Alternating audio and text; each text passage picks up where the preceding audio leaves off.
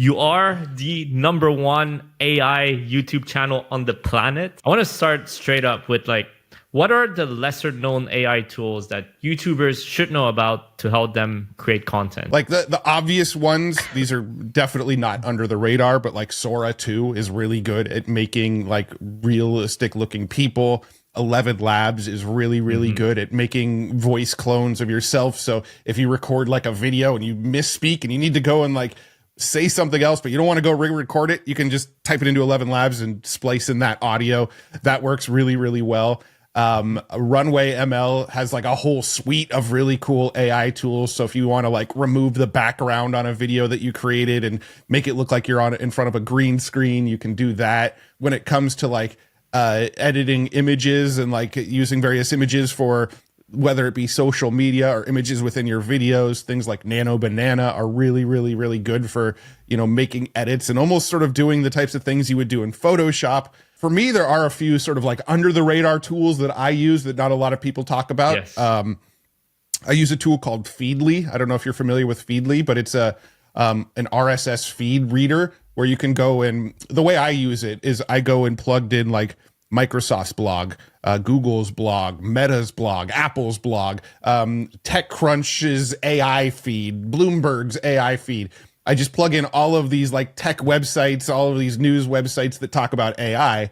And then every day it sends me like all of the blog posts. Yeah. But Feedly also has an AI feature where you can tailor it over time and say, I want to see more like this, less like this. And so that like RSS feed that you get of all of these news blog posts over time gets more and more honed in to just the news that you want to see.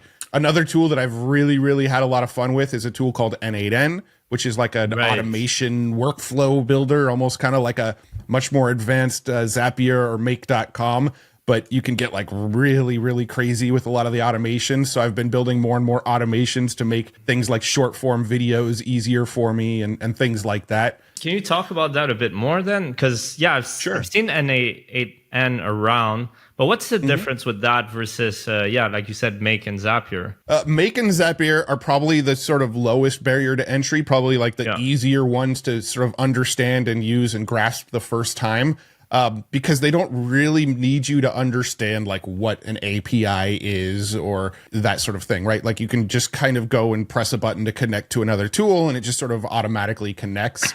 When you're using N8N, it does a lot of the same stuff, but it's more advanced and it does sort of expect you to know how to connect APIs a little bit more and things like that. But you can do a lot more advanced stuff with it, like sort of make it loop back on itself. So I have, for instance, I built a workflow recently that like reads all of the AI newsletters for me and summarizes all of the news that came across in all of the newsletters. So here's the actual workflow built out in N8N. Basically what this whole automation does, I'll try my best to walk through it here. So you've got the schedule trigger here. And what this is doing is basically saying every 8 hours run this automation. So it runs once every 8 hours. That's all that first trigger is doing. The second trigger here is looking at my Gmail. And what it's doing is I actually created this brand new Gmail account here. Where I can go and opt into AI newsletters. That's all this Gmail is used for, is just opting into newsletters related to AI. And so every 8 hours, it looks at this inbox and it pulls in all of the emails that have come in the past 8 hours. And it only looks for unread emails. So it's only emails that it hasn't looked at yet. Wow.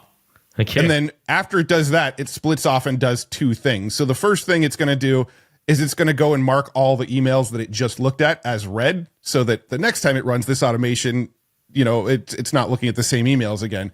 So it's going to go and mark all those as read. But then also it's got this aggregate node here. What this is doing is it's taking all of the newsletters that it found in this first one. Let's say it's like 17 emails that it came across. Well, what this aggregate is doing is it's taking all 17 of those and it's combining them into a single just monster giant newsletter. So it just combines it all into just a huge text document with here's all the newsletters that have come in the last 8 hours. Then what it's doing is it's splitting it off into 3 different AI agents here. Okay, wow. So the first AI the first AI agent here, it's using the Gemini model. So I use Gemini 2.5 Pro. And the reason For those I who use don't know, what's an AI agent? so this is basically just taking all of the text that came out of this aggregate node, right? So it rated all of my emails, combined all of those emails into just one giant text message. And then think of this as like me feeding this into like a Chat GPT. So this entire text file that it just generated, I'm giving it to Chat GPT. Actually, in this case, it's Gemini, but I'm giving it to an AI model and giving it a prompt to go along with it. So it's using Gemini 2.5 Pro as the AI model, which is a model that allows you to inject a large amount of text. So I use Gemini because it's got a 2 million token context window, meaning it can read just massive documents. And since we aggregated all of my emails into one giant document, that's why I decided to use Gemini here.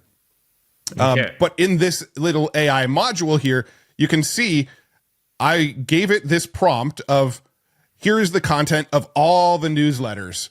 And then this little like JSON thing here, this is automatically created by N8N, but this is pulling in all of that text from the last step. So when I said I have a massive document with, 50 different pieces of news in it, that's all right here in this prompt. And then I give it a system message basically saying, look at all the AI newsletters, give me a bulleted list of all the news. So right here, what you're seeing is the equivalent of just giving like a prompt to ChatGPT. So this is like the prompt I'm giving along with it. And I'm basically saying, look at all of these email newsletters and spit out just the news. Nice. I only want to know what news was announced in these newsletters. So at the same time, hours. Saves me hours. And at the same time, it's looking at all those newsletters and any tools that are mentioned. It's got a separate AI automation. So I'm feeding it the same thing here. Here's the content of all the newsletters, big long text file. But this time the prompt down here is give me a bulleted list of all the tools that were mentioned across the newsletters. So that AI agent is pulling out all of the tools for me. And then this third one is look at all of the sponsors that are mentioned in all the AI newsletters. And this is like my sneaky little trick as a content creator. My YouTube channel, I have a newsletter called the Future Tools Newsletter, and I've got a YouTube channel.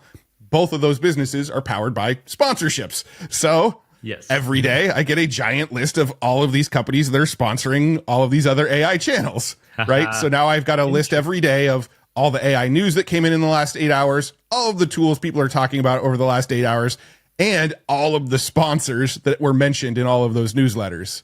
All right, so if I share this tab instead, this isn't really like a public website that I share with people, but you can see every 8 hours it spits out a new WordPress document. Inside this WordPress document, here's all of our latest AI news that came out in the last 8 hours that people are talking about. Here's all the AI tools that have been talked about in all of the AI newsletters. And here's all the companies that sponsored all of those newsletters. So it just dumps it onto a WordPress blog for me that I could come and look at every 8 hours and see, make sure I'm not missing anything that's being mentioned in anybody's newsletters. Wow. Yo, okay, I love to see that. Okay, this is fun. Do you have processes around more the content creation side of things? That is actually less systematized. I mean, the research stuff is very, very systematized. Yeah. But the actual production of the videos is me just sort of consuming all the news, looking for stuff to talk about. But then when I actually make the videos, it's still pretty much done the old fashioned way, right? Like actual process of making videos. My automation for that is I've got a producer who has editors. Okay. Yeah, I guess. Okay. So you're able to delegate that. Okay. Yeah. So there's not a lot of automation behind the actual creation of the videos, but all the automation happens on the research phase and then, some of the marketing after the fact. What's the automation for the research? Is that what we saw? Or? Yeah, so we just looked at the automation for some of the research, which is, it pulls in the news every single day. And then also that Feedly that I was mentioning as well, that I sort of tailored to get all of the AI news. Yeah. So you can see I've got this like AI web alerts here. This is just searching the internet. It's for anything related to AI news. And I skim this every day, but I can also say, less like this and sort of tailor it to show me more of the types of news I want to see and less of the news I don't want to see. So this like RSS feed here of all the AI news gets more and more dialed in over time to just show me the news that I want to see. So my research is where like almost all of my automations happen. Okay, wow. Okay.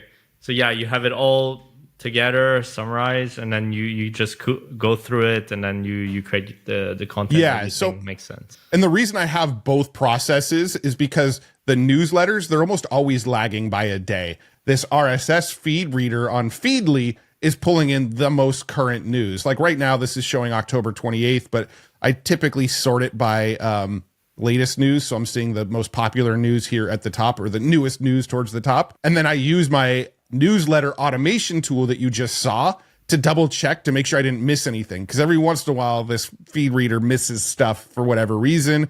Right. And a news article that I wish I would have saw didn't pop up here. But my AI newsletter automation catches that stuff for me.